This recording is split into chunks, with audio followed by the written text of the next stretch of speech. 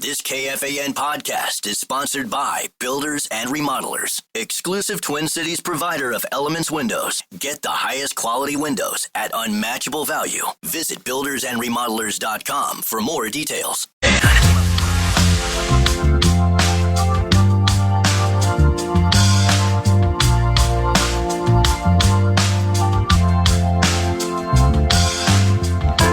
What do you got for Ben Goessling, who covers the Vikings and the National Football League for the Star Tribune and joins us weekly thanks to our friends at Standard Heating and Air Conditioning? Just let us know. The Bradshaw and Bryant KFAN text line is open to you at 646-86. Don't forget Lavelle, bottom of this hour as well. We'll play Lavelle Bingo then. Let's start before we talk about the big ball game. I don't think it's dropped yet, but I think over the weekend you've got a huge... Speaking of J.J. McCarthy, as we have throughout the show, a big J.J. McCarthy-inspired project that is going to be available via StarTribune.com. What's this all about?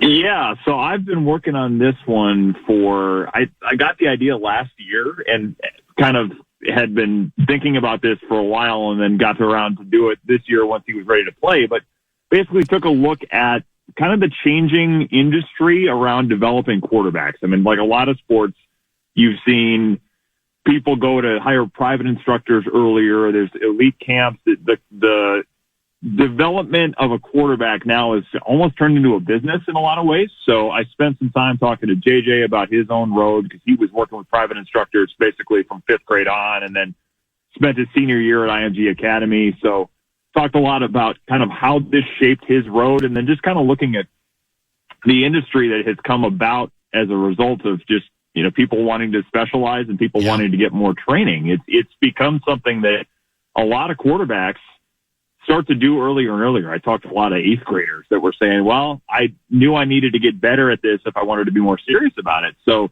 the level to which people are going and the amount of money they're spending and all of this kind of stuff to get themselves to a level, even to play in college or maybe even win their high school starting job is, it took me by surprise how far this has gone. So whether it's JJ, Kevin O'Connell, JJ's coaches, and then a number of people, high school coaches, high school quarterbacks in the area, talked to a lot of people to just get a sense of the way this industry has developed and kind of the role it had in JJ McCarthy from a fifth grader that had big dreams to a first-round pick in the NFL. So at young ages, what is the process when it's a football player? Basketball, we know, it's AAU stuff and there's still team stuff. But is it individual workouts or with individual quarterback gurus from an early age? What's the process as it pertains to QBs as you learned it? Yeah, it is a lot of individual instructors or individual quarterback gurus. I talked with JJ's coach, Greg Holcomb, in Illinois, and he said, I used to turn down the 6-year-olds, and then I watched my competitors get them on board. So I said, okay, I got to start working with 6-year-olds. So you do it differently at that age, but you see families going to private instructors early. Sometimes it's small groups.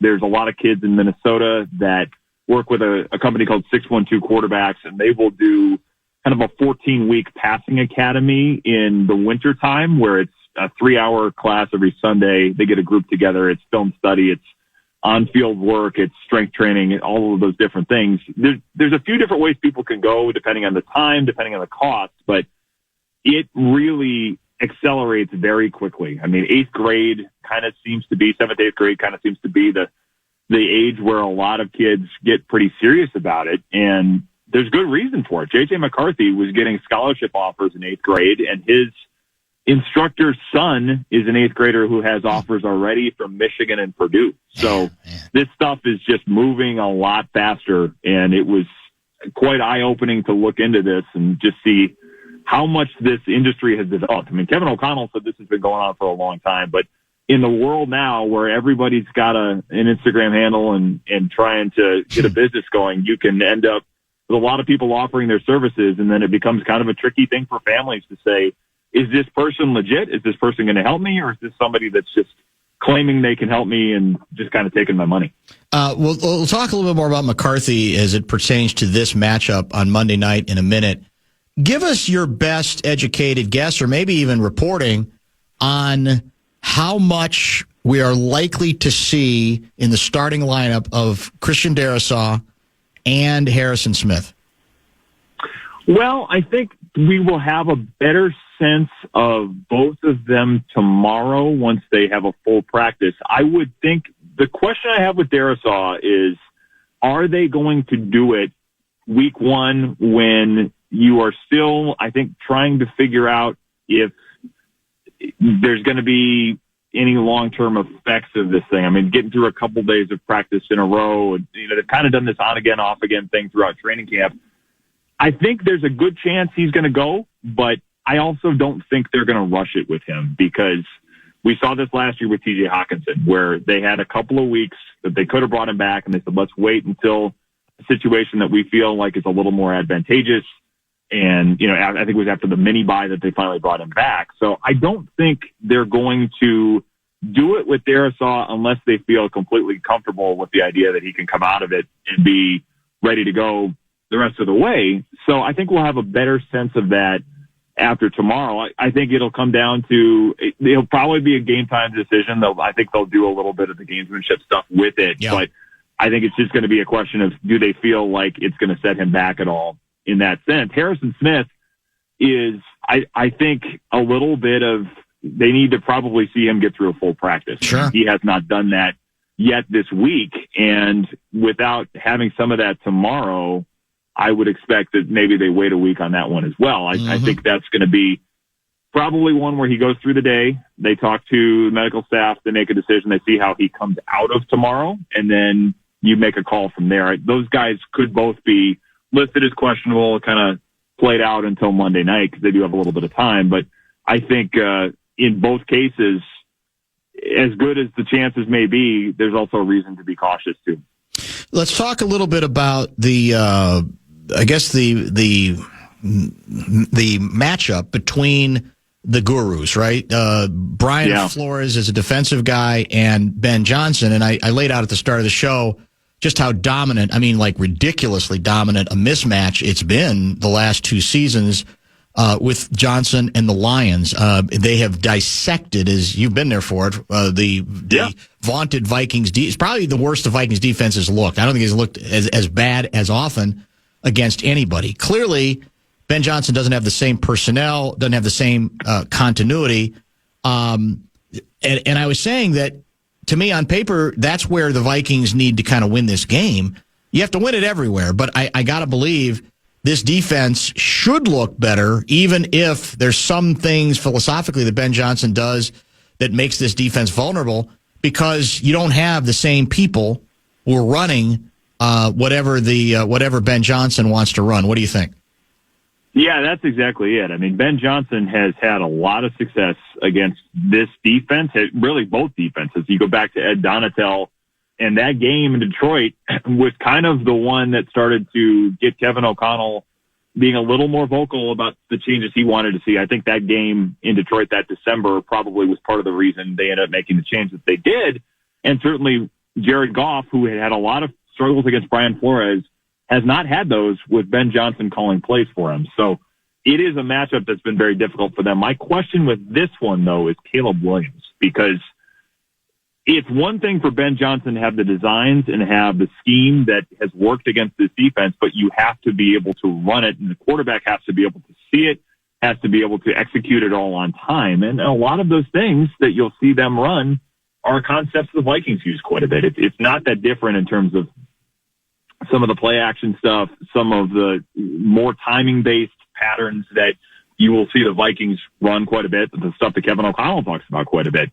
But Caleb Williams did not play that way last year. It was a lot of freelancing, a lot of kind of backyard football. And Tyler Dunn, actually, I just got through the first section. I think it's a three-piece series that he worked on a project on Caleb Williams. And the reaction out of Chicago to the way Caleb Williams handled himself last year in that story was not favorable. So I think this question of, is he going to kind of get with the program and play in a way that Ben Johnson's offense will be at its best if he executes it, I think it's a very big question. And this matchup with Brian Flores being able to do a lot of different things and confuse him a lot of different ways, this is going to be as good of a test as any of how much is it the scheme and how much is it the player. Because exactly.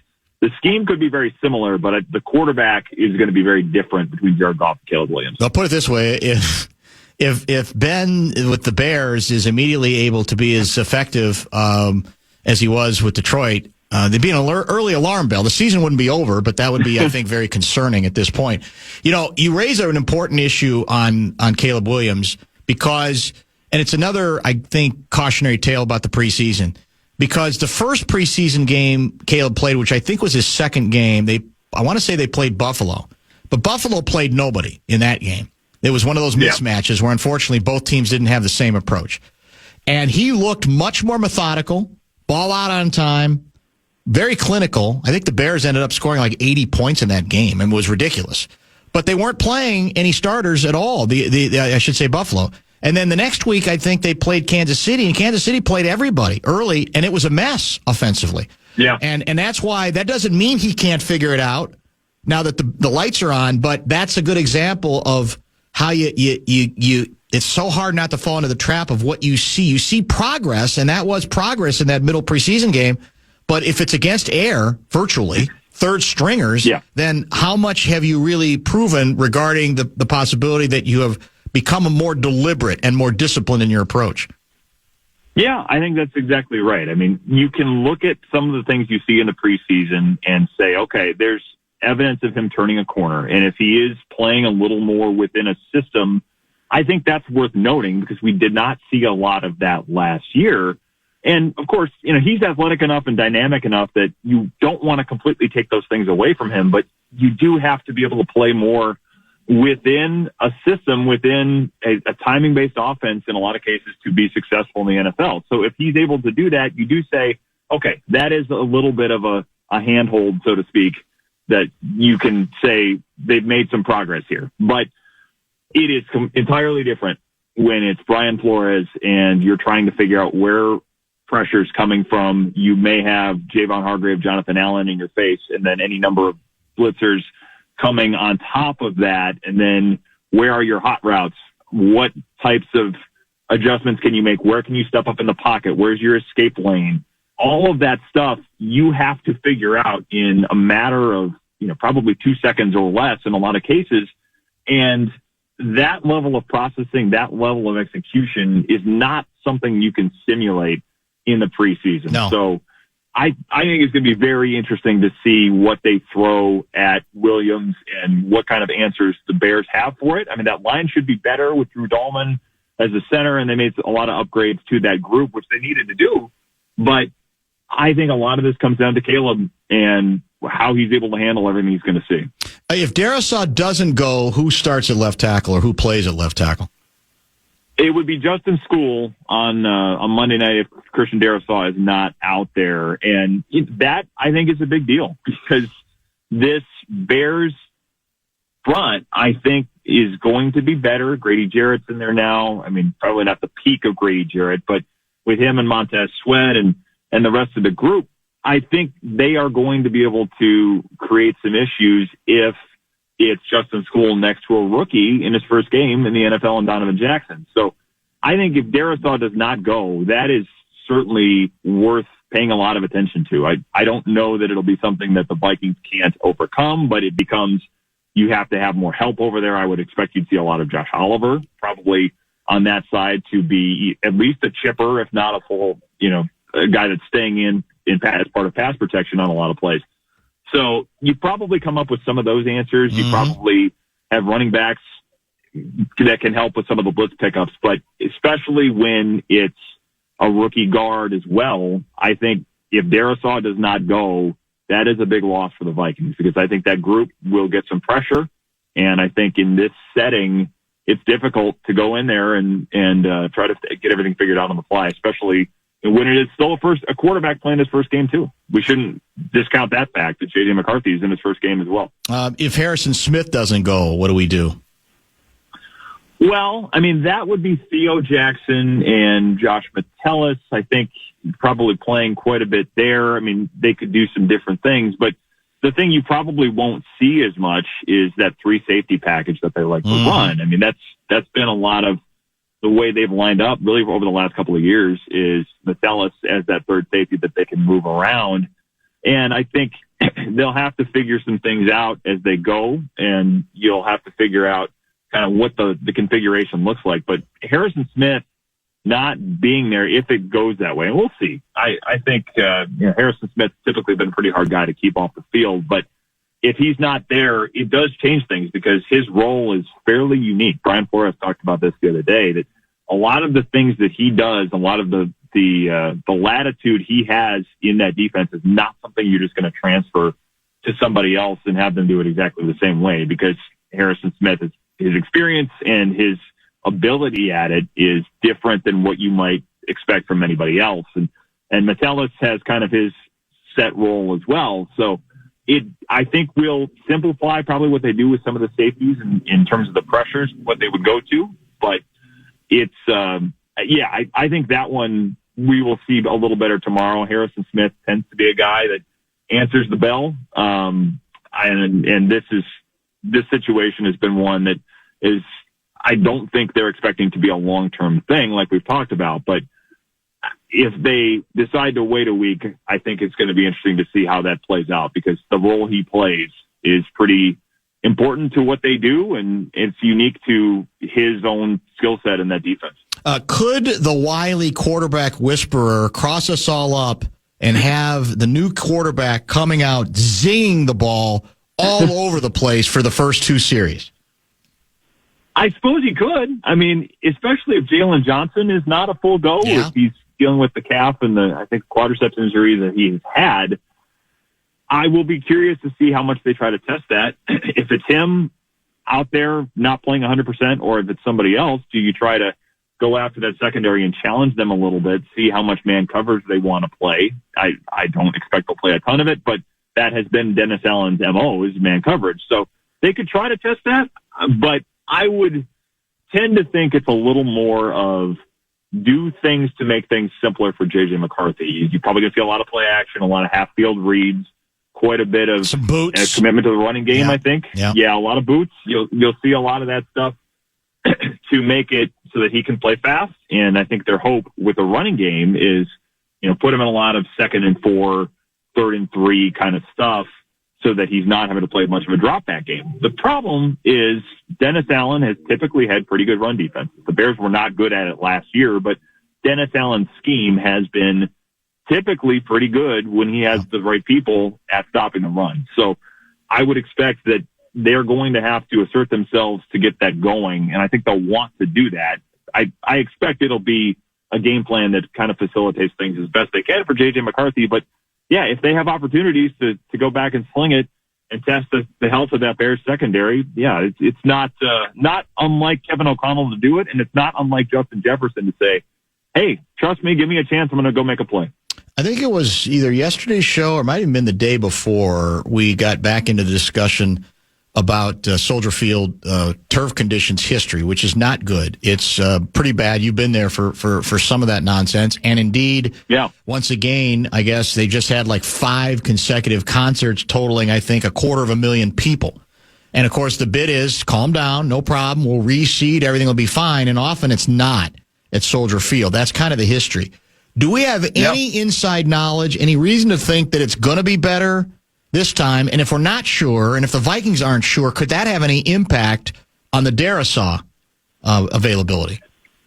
That's a good point. I mean, I think it could, and the history down there of that turf is not great. I've actually talked to people in the building that say, Lambeau Field could be just as bad, if not worse, in some ways with the turf, but that's probably more of a November, December issue at Lambeau Field. And the thing the Bears would have working for them here as well is it's not cold weather. You can still have sod be in decent shape, but if you're putting new sod down the week before a game, I don't know that it's going to be as trustworthy and as settled and as reliable as you would expect if they hadn't had to do that. So I do think that's a factor. And I think as they're making the decision on Darisaw, that very well could have a lot to do with what they decide, because you don't want to put him at any risk. You cannot afford to lose him this early. The fact that they got through it last year because of a trade with Cam Robinson, even if he had his struggles, that helped them quite a bit. you can't count on that every year. So I think that's certainly worth considering. And it's, I think it's right to be aware of it. I've seen the messages this week. They're telling players pack their 7-step cleats. There's a lot of players that hate wearing those things. I don't think Justin Jefferson's a big fan of wearing those things, but I think players will be told to have them along so that if they're out there and not feeling good about the fit and not feeling good about the traction they have with their regular cleats, they at least have something to switch to if the turf, in fact, is bad. Does Thielen start on Monday night?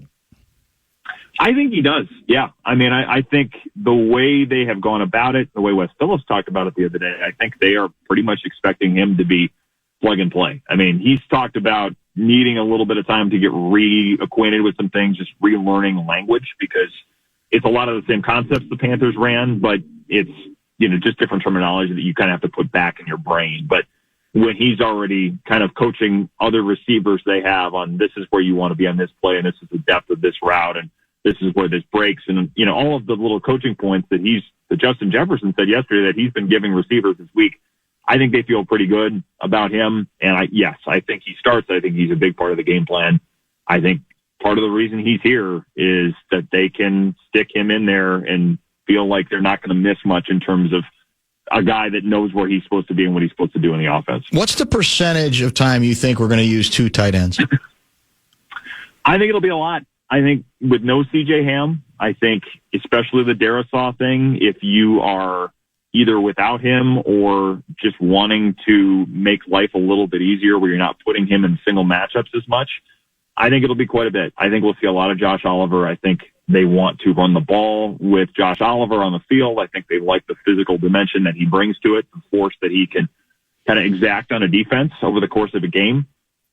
I think there'll be quite a few situations where it's that 12 personnel with 1 running back, 2 tight ends, because you don't have CJ Ham, because they still want to run the ball vertically. I think a lot of what they'll do will come out of that look for, at least this first game, and maybe for a decent chunk of the Jordan Addison suspension here. But yes, I think we'll see quite a bit of 2 tight ends and quite a bit of Josh Oliver in that setting. How many teams from the NFC North do you have in the playoffs this year? I think it will be 3. I don't think I buy the Bears to get there, but I do think the Vikings are back in the playoffs, and that's probably the one that's the variable. The Packers, I think there's a lot of questions about Jordan Love going into this season, but I think there's enough talent there. I think Michael Parsons adds enough to that defense that I expect they're back in, and I think the Lions, even with the coordinator changes, are still going to be good enough, still going to be deep enough with the talent on that roster to be in contention. So yeah, I will say it's those same 3 that we saw last year. I think there's enough that all 3 of those have going for them, even with some of the changes with the Vikings at quarterback, Lions at coordinators, the Packers, kind of trying to figure out where Micah Parsons fits. I think all of those teams, the talent they have is playoff caliber, and I expect they're all going to be back in this year. Somebody wanted to know what the scene will be like in terms of Vikings fans attending Soldier Field. And I'm thinking about it over the years back when I was, going to games, and I felt like there was a decent number, not an extraordinary number. But is that changing? Is it more than it used to be, or what do you recall in terms of the home team fan base? I should say the road team fan base. Yeah, I would expect we'll see a fair amount of purple. I mean, they've traveled well, but the thing that has changed with this over the years is tickets move in a different way than they did in the old days, where you can buy tickets online in the secondary market. And you see more Vikings fans, I think, in buildings where you wouldn't have expected that in the past. You see more of them at Lambeau Field. You see games where there's a fair number of fans from the opposing team at U.S. Bank Stadium. I think we saw that with the 49ers last year. I remember the Broncos when they came in. It was a lot. And the Chiefs, too, where you can make the drive up, I suppose, I-29 to get into Minnesota eventually, when you make the turn to I-90, whatever it happens to be. But you do just see tickets get in the hands of opposing fans more frequently because they're not confined. The team is no longer the only seller of tickets. So I think in games at Soldier Field the last couple of years, we have seen more Vikings fans there. Some of that's been the Bears haven't been very good, and maybe it's different for a primetime opener in September when the weather's still nice. But I expect we will see a fair number of Vikings fans there. Probably not enough to to tip the place into a quasi home game. But yeah, I think it'll be a little more of a bipartisan crowd than we ordinarily would have expected back in the day for Bears Vikings at Soldier Field. Have fun in Chicago. Appreciate the help as always. We'll chat next week. All right, sounds good. Thanks, Dan. Ben Goessling covers the Vikings for the Star Tribune and is brought to you by Standard Heating and Air when he joins us each and every week. We'll come back with a text question I want to get your response to, Guardsy, and then also the return of Lavelle Neal III. I wonder what he's going to want to talk about. Probably Bears wine line.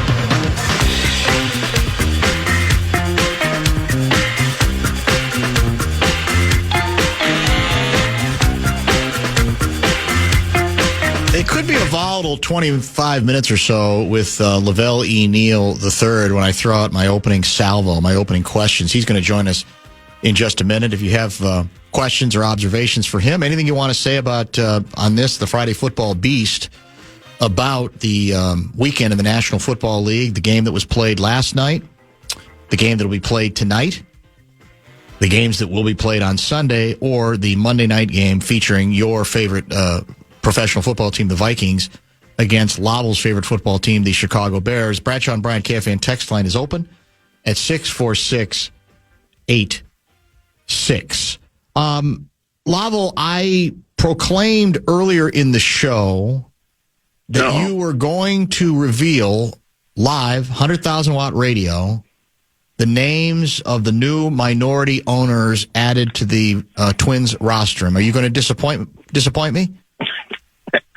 I keep being told to be patient on this one, so I don't know what's going on. The big picture is that they expected everything I's dotted and T's crossed, done well before the end of the calendar year. But we're led to believe that we know who the investors were. But apparently they haven't been totally vetted yet by Major League Baseball, vetted out yet. So you sure it's I guess until that happens, we are going to have to just keep waiting to find out, sir. What about the possibility of buyer's remorse, that they actually now, the more they see of your favorite baseball team, the more they go, oh my God, no, I don't want to be any part of this nonsense. I don't know. Usually, once you have agreed to spend hundreds of millions of dollars, which we are expecting that they have, that they have thought about this thoroughly enough to know that once they make that commitment, they have to stick to it. So I don't know if too many people have backed out of a purchase of a franchise. I'm not saying it's never happened. It probably has. As you say, maybe they won't pass muster. Maybe they will purposefully try to say, hey, you forgot about I might really not qualify. I forgot to tell you about this $250 million debt I had. I mean, this is why sometimes we try to reach out to some of these people and get them to reveal their cards or their intentions. Yeah. They want to wait to make sure everything's dotted and crossed before they reveal themselves. Because if they reveal themselves and then something goes haywire, then they have to live with that. So that's why people like to kind of work below the radar until it's safe to come out, man. So we're just going to have to wait and see. I'm really curious to see who the East Coast people are that are apparently part of this deal. Part of the limited partners here. So, I think everybody's been speculating on the usual suspects from the Minnesota connection, but the East Coast thing's intriguing, and I still want to make sure that there's not a path for them to one day be majority owner. I think I want some more clarity on that as well from the Polat family. Does Lavelle believe in Caleb Williams the same way he believes in the Polats? That's from James. He says, with infinite affection. Sure, it's infinite affection. That's what he said. That's what he wrote. There's no connection between Caleb Williams, who's in the second season as a player, and the Polat family, which has ruled the roost here in this town since the mid-'80s. So I think we're comparing grapes to grenades here. Let's stick with the grapes. Do you believe in Caleb Williams? I believe he's going to be an above-average quarterback. The talent's there. The arm's there. People are knocking him for, ad-libbing all the time. And, yeah, that probably has to get reeled in, especially when he's playing for a guy who's, likes shit offenses, The first thing they did with Caleb was to get him to work on his footwork. So he doesn't get into bad habits. Plus, I think Ben Johnson wants Caleb to get under center more. I was listening to a Chicago station a couple of days ago, and someone was on who breaks down formations, and his theory was that one of the reasons that Ben Johnson's beaten Brian Flores 4 times is because he puts the quarterback under center and starts using play action. No question. Yep.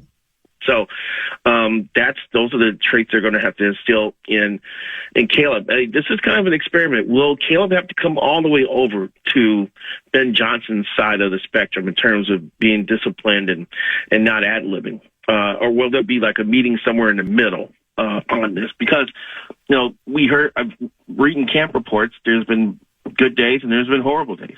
But the one constant was when you get down to run into 2-minute offense, Caleb's great, because that's when he can get off script a little bit and improvise. So you don't want to totally take that away from him. A lot of quarterbacks don't have that ability. So, I still feel real positive about Caleb. I just wish this game was week 6 instead of week 1. Yeah. I'd like to have him have some games under his belt and have some success in the system instead of being thrown to Brian Flores right off the bat. Although, the Bears came back in Soldier Field last year and forced overtime. True. With Caleb. I think he scored, 10 points, 18 seconds or something like that to force OT. I can't remember, but I feel better about this guy than I did Justin Fields and Mitch Trubisky. Well, what's interesting to me, we talked about it earlier in the week and then at the top of the show today. This is the classic example of the debate, the ongoing debate. Is it scheme or is it Johnny's and Joe's, right? Because, again, Ben Johnson, I don't know why I think Ben Johnson has dominated in if you want to call it a battle of wits, he's dominated on B-flow. The last 2 seasons, Detroit has been clinical offensively against this defense. He doesn't have the same personnel now, right? He doesn't have the same continuity. It's very early in the process, but that's, to me, part of what makes this fascinating, whether we'll find out, in the end, it wasn't just the brains of Ben, it was who he had out there, and that the folks he has out there now can't come close to doing the same thing, so there won't be as much magic. And to your point, maybe over the course of the season, they will start figuring it out. So from a Vikings perspective, it's a good time to play the Bears. From a Bears perspective, perhaps not so much to play the Vikings. Yeah. You know what? This came up actually this week on our baseball podcast, Chin Music, and we were talking about is it the players or the coaches? And through my years of covering sports, especially heavy on baseball, it seems like good players make coaches look good. And I've seen that a lot in baseball. Hitting coaches getting accolades for being like these hitting gurus. Well, they had guys who were hitting 300, and then when they got too expensive and had to leave and go elsewhere, and he was stuck with guys who weren't as talented, all of a sudden he wasn't that great of a coach, and then he's out after 2 years. So I tend to think that the players make coaches look good. I mean, how many NBA teams ran a triple post offense, man? Not many. No, but the one team that did it had probably the greatest player ever, and another top 50 player, Scottie Pippen. Although I think some people argue he may not be in the top 50. And then they had a decent post players to run that thing. So I tend to think that players make systems work, and I don't see too many instances where someone successful with mediocre talent. You have to have at least some sort of talent to go into this system to be successful. Yeah, I think it's fair to say what the best coaches do is they maximize the talent. And you could say offensively, that's exactly what Ben did in Detroit. He did have good talent. He had a great offensive line. And he took full advantage, because I do think coaching does still matter, because you can have another coach that maybe doesn't get quite as much out of. I think you got literally almost everything out of what they might be able to do offensively. I just think it'll be an interesting experiment. And for the Vikings, I look at it as, given their own continuity on the defense and even the additions that should make this defense even stronger, This is a game that's where the Vikings need to win the game.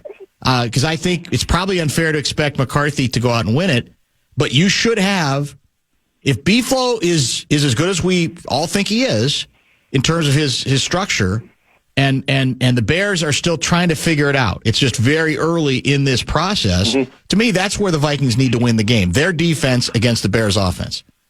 Yeah, I agree with that. And also, another thing I'm fascinated within that is that both teams had to work on their offensive lines during the offseason, and both have rebuilt the interior. And the Bears have added a Super Bowl winning guy, Joe Thuney, and signed the best center on the market, Drew Dahlman, who I believe is the second highest paid center in the league, and then traded with the Rams for a guard. So how that stand up against the Vikings front seven will be interesting. For sure. And the Vikings beefed up theirs, which when you put in the fact that Jordan Mason's on the roster, they have that commitment to run, but how much will they throw? Could McCarthy come out and start zinging the ball a little bit, or will they come out, establish a run, and go play action, and then start trying to get some matchups going on here? So, but yeah, the Vikings defense, and will Harrison Smith play? I think he was listed as limited today in practice. Correct. But limited could mean you can stand on the sideline holding the helmet, and that's considered limited. On the report tomorrow will be the big day when the final report comes out. Here's the other factor. Speaking of injuries, Lavelle, I know you talked about this today. We talked about it a couple of days ago as well. Soldier Field's a damn cow pasture. Do you want to put Christian Darrisaw out there for the first time in a cow pasture? I know, it's bad. And the thing about that, Dan, when I started looking back, there was also an Elton John concert on August 5th at Soldier Field. And the field looked like it had just been trampled and driven over by tanks. And it was at the point where during the Bears game against Kansas City on August 22nd, an official for the Players Association went on Twitter and complained saying, this is not right, and we have to think about the safety of the players here, Right. So that was before the 5 concerts in 5 days. And the fact that this turf has only been on the ground at Soldier Field for just over a week, maybe. Correct. So this is going to be a factor for both teams. And, yeah, you can argue that putting Darrisaw in the middle of that could be dangerous, but yeah, I think he was a full participant in practice today. He was. So he was listed as one. They didn't really. It wasn't like a full practice today, but he did participate. Let me get caught up on a break. We'll get to a lot of other stories. Lavelle, part 2, after a very brief pause on what we like to call a Friday Football Beast edition of the Bumper to Bumper Show.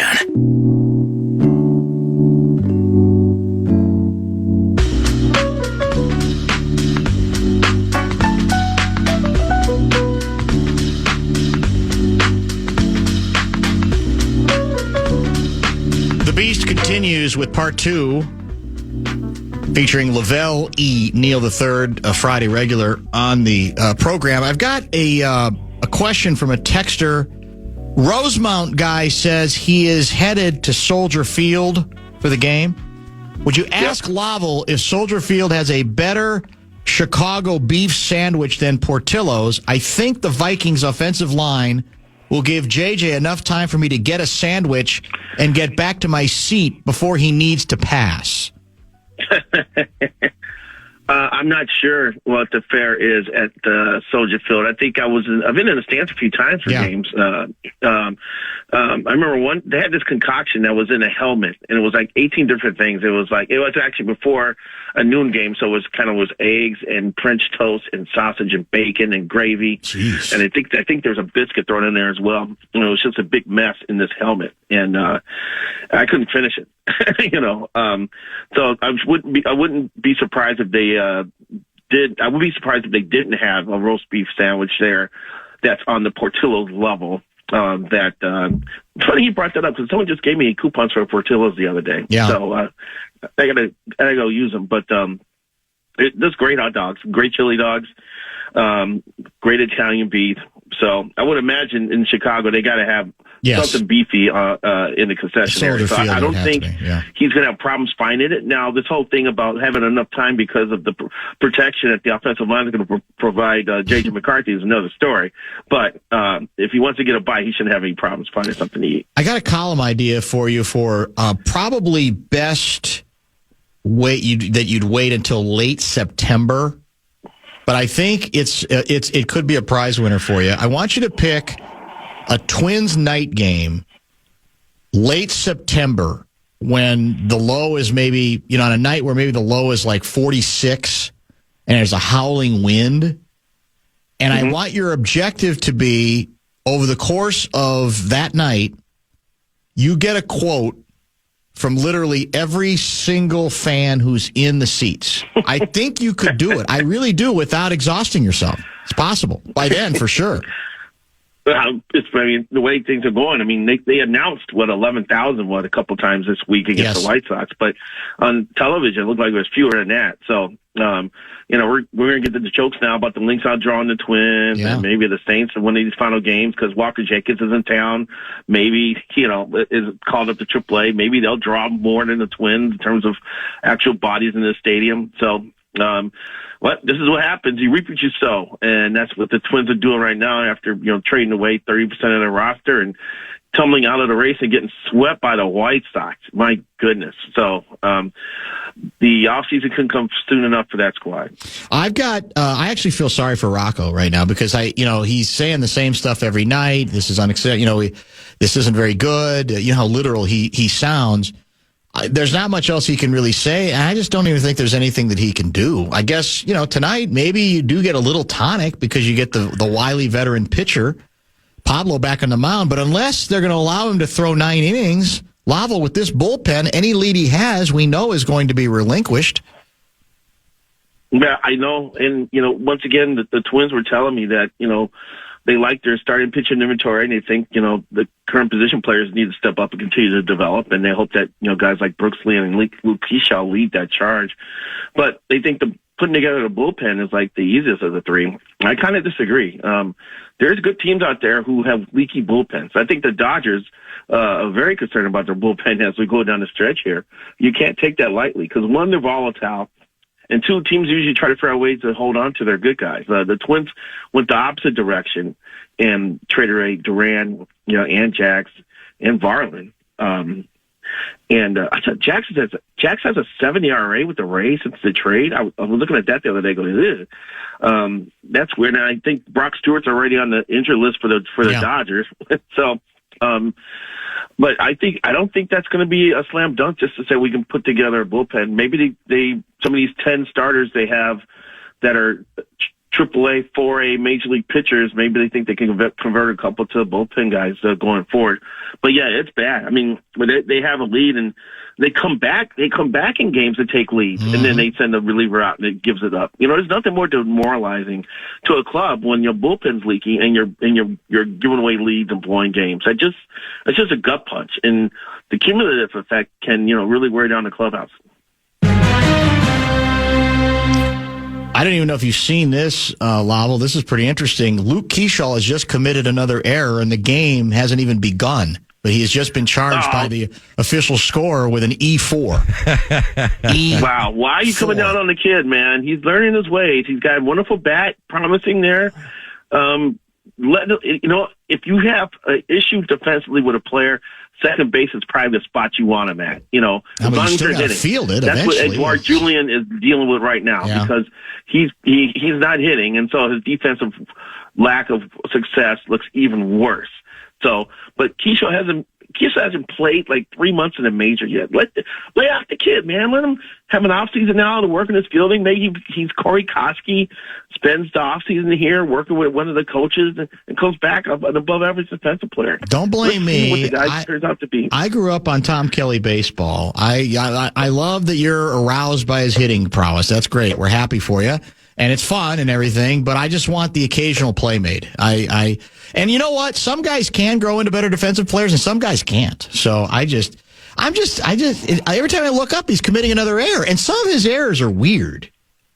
He's falling over, the ball goes up in the air, his glove goes one direction, the turf gets ruined. It's just weird. I don't know what the deal is. His defensive instincts seem to lack something to me. Yeah, well, I also think one of those errors too came because the defender ran across his face while he was trying to catch a ball and he got thrown off there. But No.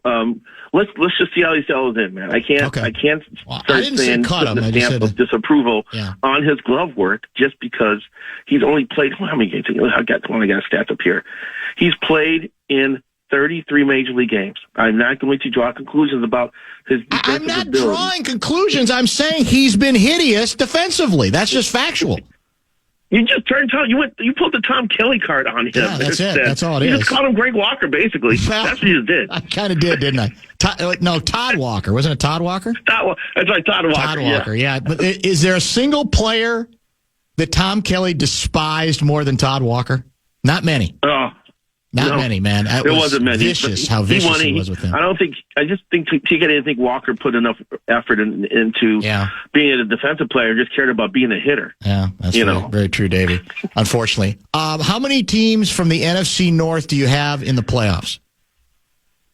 3. Where's my list at? I actually had it written down here. Well, nice you to be prepared for the bit. I mean. No, well, I was trying to predict the division, and I was trying to make sure I had the wins and losses in the division add up to 12. So I wouldn't be lopsided. So I think they'll still get 3. What's the order? I've got Vikings winning the division. Yes. Oh. Homer. Whatever. Followed by Lions, Packers, and then Bears. I'm worried about this Micah Parsons thing. It's one thing to need an injection, but if you need to have a freaking epidural in your back, well, how's that going to clear up during the season? At age 26. I think this is going to be a season-long thing for him. I don't think they're going to get the return on him right away in year one. There was a reason why he was laid out on the table in the middle of the game, his street clothes. Yeah. So, I mean, it's great that they have him. If I were a Packer fan, Sir Carl Gersmit was already, waiting to take his picture with Roger Goodell and the trophy, after the Super Bowl. Correct. But I got to see this guy on the field and stay healthy. When we start talking about a player's back, a football player's back, especially if you're an edge rusher. Sometimes you got to get down low and arc your back and twist and bend and turn and cut and everything. I got to see it to believe it. What's the Sunday column? My favorite storylines headed into Bears Vikings, and my number one is that someone's debut is going to get spoiled by the other. That's going on quite a precarious limb there. Come on, man. I mean. That's not. I want a little bit more controversy, a little more controversy than that. I want a bolder pick. How about? Are there any bold predictions in there? Bold predictions? No, I was just looking at storylines and matchups. KOC versus Dennis Allen. Right. And offensive line versus and the turf. The turf made the list. Yeah, the turf should. Maybe it'll be different this time, but there's no reason to believe that it will. By the way, it does look like your club's going to Arlington Heights more and more. I know. It's going to be hard for me to believe that the Bears are not going to be in downtown Chicago. That's just hard for me to wrap my brain around. But that's where I think it's headed. It's big. The money's not there right now. The money's not there. They got Brandon Johnson's got so many things worried as mayor of Chicago. He's trying to cough up a couple $billion to help the Bears out is not going to be one of them. No, not high on the list. You're not going to Chicago, or are you? I am going. Oh, you are going on the trip. Okay, good. You're part of the Armada. Good for you. All right, well, have fun in your hometown, and we'll talk to you next week. All right, sounds good. Thanks, man. Lavelle Neal III. Back in just a minute. Man.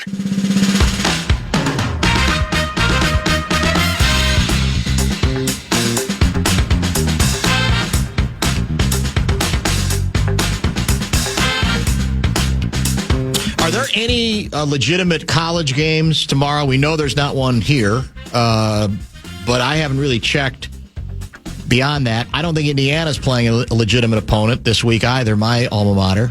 I'd say the closest to legitimate college football games this weekend, Michigan is taking on Oklahoma. That's not bad. That's a top 20 matchup. Yeah. And Sharon Moore, the Michigan coach, not serving a suspension for this game. Is that right? I think he's got another game later that he is, maybe weeks 3 and 4, but he went to Oklahoma, so he was allowed to say, hey, I'd like to coach against my alma mater. So he gets that one. And then really the other big one in the Midwest is Iowa State. I think Fox big noon kickoff is going to be there for the Cyhawk Trophy. 2 solid teams, Iowa and Iowa State. What time the Ghosts tomorrow? Noon? 11. 11, that's right. There's no such thing. I don't think there is such a thing as a noon start in college football. Noon Eastern. Noon Eastern, yeah. So 11 o'clock Central Time against Northwestern State. They had been awful for years. As we talked about, they did win their opener. Do they have a new, I don't even know, do they have a new coach? It's a second-year coach. Second-year coach, yep. Okay. Blaine McCorkle. It's a hell of a name. Did he ever work with Tim Brewster? I don't think so. By the way, he was a Division III coach before this. The Brewster update, somebody asked where Brewster was, and you established where he was. It Sacramento. Was Sacramento. Was it Sacramento? Yeah, Sacramento State. But somebody said via Twitter he had an interesting announcement where he made it sound like he's not joining the program till late in the season. That's right. Is that true? So I wondered, what is that about? Is that health, or do we know what that's... The tweet that was sent to us was basically, I'll be back officially in December, I think. So even after I think the you're right. season. That's true. So I don't know Just if there's in time for bowl season. That's right. And recruiting season. And recruiting season. There's no downtime for recruiting. No. Is there? Definitely not. Very, very true. All right. We got about a little less than half hour to go. And we've talked, obviously, a lot of football today. We've had an outstanding array of guests, notwithstanding Carl Gerbschmidt, Sean Salisbury, Ben Goessling, and Lavelle. And now maybe it's a chance for us to sort of, once again, try to evaluate what we might expect this season, what we might expect on Monday night as well.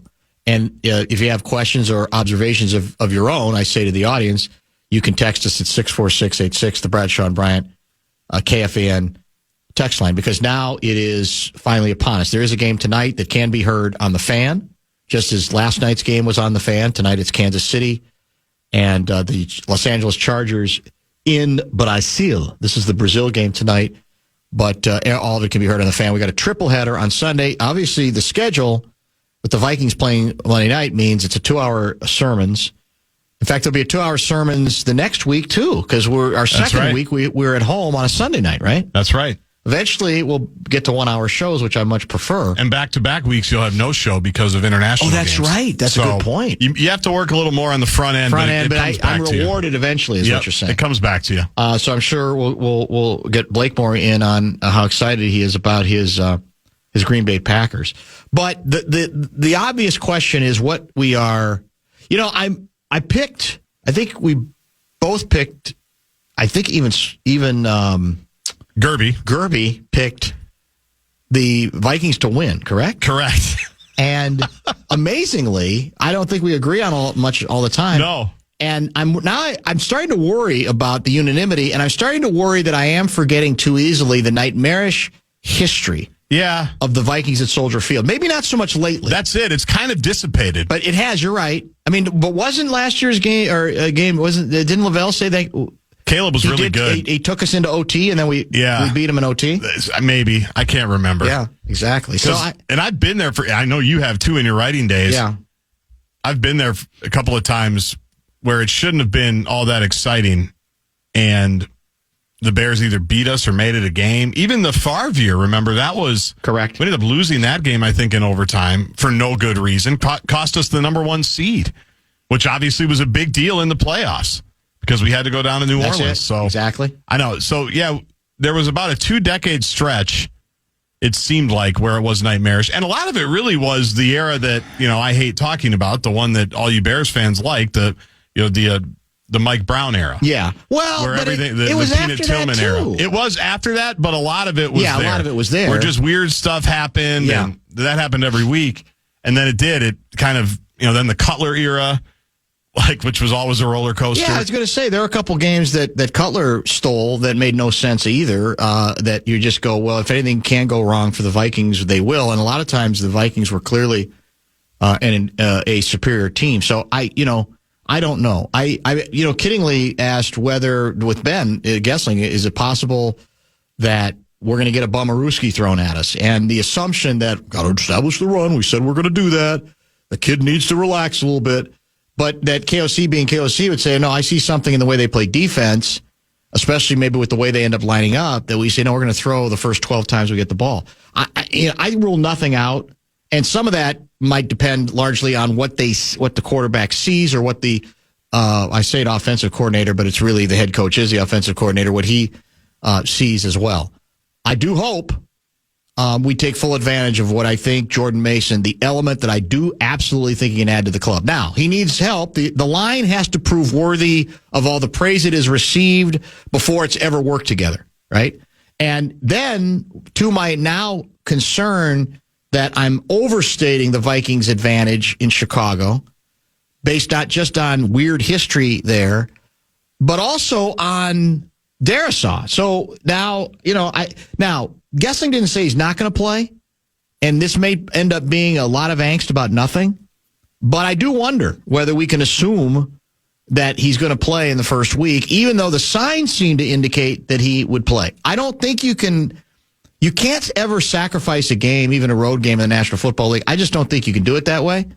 But what if they say, well, yeah, we really think we need to give him an extra week, or we'll play him a some, but we're not going to play him start to finish, or maybe we do start exploring the conditions of the field, and we are bothered by it. We don't think it's any better than it's been in the past, and therefore we do have to think long term, even if it is at the sacrifice of losing this first game. Because if you're suddenly starting somebody else at left tackle, that's a big deal. That's a huge deal because of how good Darrisaw is, and Cam Robinson's not here anymore. Correct. That's correct. The guy they traded for last year. That's right. So I don't know. Now I'm beginning to think that we're gonna all pay for picking the Vikings to win. Do you want to amend your pick? I mean, there's no rules. No, I don't like doing that after the fact. Okay. I got to stick to it. All right. Because I feel like did I take the Bills? Who did I take? You took the Bills at home. But then I took the Lions, and then I kind of remembered their offensive line is non-existent now. And is that literally true, or is that a little bit? They've lost a couple guys. And Ragnow, the local kid, for sure. They got nothing but depth. They got 12 good offensive linemen. That's probably true. That's probably true. I don't know. I still maintain. I expect, and I think the Vikings defense needs to be the dominant part of this game. It really. I don't care whatever Ben Johnson is capable of doing, and I know the Bears have some talent offensively. They're not devoid of it at all, including Caleb Williams. But to me, that's your advantage, and you have to win it. I think that's what you have to win before, and that means, I think, getting out on that offense and that quarterback early and creating pressure early. Because they're going to go in with great intentions. They're going to be hyped, and I'm sure they'll have a great game plan. But it's the old, if you do enough defensively to throw them off kilter in that regard, it could unravel very quickly. And I think I think that's kind of what this defense should be expected to do, given its pedigree, given its relative experience, compared to the Bears, who are kind of, again, trying to figure it out with the new head coach, who may ultimately do a great job with this team, but it's hard for me to believe everything's going to be in place in the first week. Right. We've seen it before. Like KOC, I think, was in a good spot week one. I'm trying to think that, going all the way back to Denny, they beat the Packers, I think, week one. There is always that weird advantage that the new staffs have, because you can't really game plan for them specifically, because you know what they want to do, but you don't know what they want to do with the guys that they now have. You only know what they want to do with the guys that they had. So you'd like to think that you kind of hang in there while you figure all that out, and then the better team should win, but there is a little bit of that wild card factor. I actually feel pretty good about it. I'm just not completely sold on the Williams thing at this point. All the stuff that happened in the offseason, the fact that they're stripping him down, the fact that he's not Jared Goff. Whatever you think of Jared Goff, right now he's not Jared Goff. No, and so we'll see. But then it comes back to what's the Vikings' new quarterback got. What do they? How much? And we talk about it on Enough Said tonight. I'm curious. Just don't screw up. Yeah, I'm curious what they put on his plate. I'm curious what they allow him to do. I'm curious the way that they work the game with him, because he's going to be jacked up. It's his first legitimate start in over 2 years. It's his first NFL start, and I'm sure he's going to be, bouncing off of the spaceship type thing at Soldier Field. He's going to be so jacked. So, and how much do they put on him, and how much do they just try to kind of squeak it by and manage the thing and win it with other factors of the team. 651 guy, Dan, what do you think about betting 2 TDs for Thielen on Monday? I might be willing to bet 1. I could see that. 2, it'd be a hell of a story if he does. And again, we know that the defense is going to be shaded in JJ's direction, which should give some opportunity. I'll go with 1 Thielen TD. 2, I don't know. Not so sure. So the DraftKings pick 6 over-under would be 1.5. You would take the under, but you would not take the over. I would, exactly it. Here's what's weird to me, and I guess this, again, indicates I don't understand odds making. I saw a graphic on ESPN earlier that said the Bears are still Vikings are still 1.5-point favorites, but that the Bears have a 52% chance to win the game. So maybe that's not a contradiction, because maybe the percentage has to do with the computers. It does. Is what it amounts to. But it's interesting. The odds makers have the Vikings favored by, not a lot, 1.5. Right. And the Bears a better than 50-50 chance to win at home. So take that for whatever it's worth. Yeah, well, basically that it's a coin flip game. Yeah. Right, on either side. Is because the Vikings being favored by 1.5 is pretty much a pick 'em. The rich just got richer. Do you see the Eagles the news? They just traded for somebody? Zadarius Smith. Yeah. He's bounced around a lot. All they do is win. Yeah. And they won without their best defensive player last night. It was close. They did. But they still won. I'm a little surprised you didn't participate in the Eagles fight song. I did not. When they raised the championship banner. I was flipping back and forth because I was watching the U.S. Open, and then I wanted to be there for the beginning of the game. And right when I flipped it, all the lights were down, and Jeffrey Lurie was coming out with the trophy, and I just said, I'm going to go back to the Naomi Osaka match. I'm going to go back to that for a while. Then they had the weather delay, and I'm like, I'm not hanging in for this. I actually fell asleep during the weather delay. Yeah, exactly. Same thing. Let's wrap up the program on the Friday Football Beast. That's none. Show Wrap is presented by American Pressure, commercial-grade pressure washer since 1975. It's the Bumper to Bumper Show Wrap. Who was I ranting about yesterday regarding some of the ESPN debates? Generational quarterback? Yeah, who was that? Who was I quoting? Ryan Clark. Was it Ryan Clark? Yes. Do you see he's back in the meat grinder again? I did. And it's not a good week for him. It's really, really patronizing and condescending and frankly inexcusable, where he decides to school Pete Schrager because he's got a different opinion, and then it all but says, I shouldn't really do this during the show, but I'm going to. And then when Schrager decides to defend himself, it's like, well, you got to let me finish. It's embarrassing. I don't. And maybe that, again, like you say, that's become the bit. It's like, I'll be glad to do that. In this case, the Clark comment, whatever the observation was, I think they were talking about who's the Cowboys receiver, CeeDee Lamb. CeeDee Lamb. And Clark says, that's the non-player in you. And Schrager said, don't. And I give Schrager, relatively new to ESPN, right? Very new. Credit for saying, don't belittle me like that. I can come and say, as 3X players are saying one thing, and give an alternative perspective, to which Clark replied very defensively, Peter, what I need for you to do is not get mad and let me finish. It's so disingenuous. So I don't know what the bid is, but again, maybe it's part of the master plan from ESPN where they get in the room and they go, can you live with being the anti-hero a little bit? Where some people are gonna love you and some people are gonna despise you. Yeah, I'll raise my hand for that because I'll make more money doing it, so I'm fine. Well, I'll say this. It's embarrassing. That exchange, I promise you, is not what Greeny wants on his show, because I think that was on Get Up. He looked very uncomfortable. That is not Greeny, how Greeny rolls at all. No. And in the pecking order of ESPN, I'm not as down on First Take as you. I watch it more, and when they're doing the stupidity, they were doing it again today. I was watching it when we were at Fox 9. If the Ravens lose, what does it mean? What the hell does that even mean? Yeah. Just talk about the game. We don't know what the game is. You're saying if the Ravens lose their opener, what does it mean? Yes. That was the question. I should have taken a picture. If the Ravens lose. I thought you meant if they lose, they don't make the playoffs. No, if they lose Sunday Night Football against the Bills, what does that mean? Or what does that tell you? And people are talking about it. Yeah. But Get Up, I think, is actually a really good show. It is. I agree. And you know how I feel about Greenberg. I think you share it. I think he's as good a traffic cop and entertaining kind of morning guy as there's been. Obviously, and he doesn't even need my approval. That's proven. Yes, They've correct. built a huge 100%. Show around him. Yes. But he's not going to be cool with that stuff right there. No, like, he's not going to be cool with that at all. So it'll be interesting to see how that gets handled. Thank you to Sean Salisbury, who was outstanding today. Generally will be with us on Thursdays, but was with us at 4:02 today. Ben Goessling, thank you to him, 5:02. Lavelle, a thank you at 5:30. And maybe a tepid thank you to And maybe goodbye. Maybe a goodbye for the last Carl Gerbschmidt appearance. He claims there is no deal with, he didn't call him Chad Abbott. What was the name he used? Chuck. Chester. Oh, Chuck. Yeah, Chester. Chuck Abbott. And so this might be the last time Gerby's on. I have absolutely no idea. But we did get his picks out today, and that was between 3:30 and 4 o'clock. Tonight on Enough Said, we're on, I believe, regular time, 7:30 on the Plus, 9:30 on Fox 9. That's about to change. And we made it because it's the opening football weekend, the entire first block is pro football related, and then we get to some other toy department issues in block number 2 as well.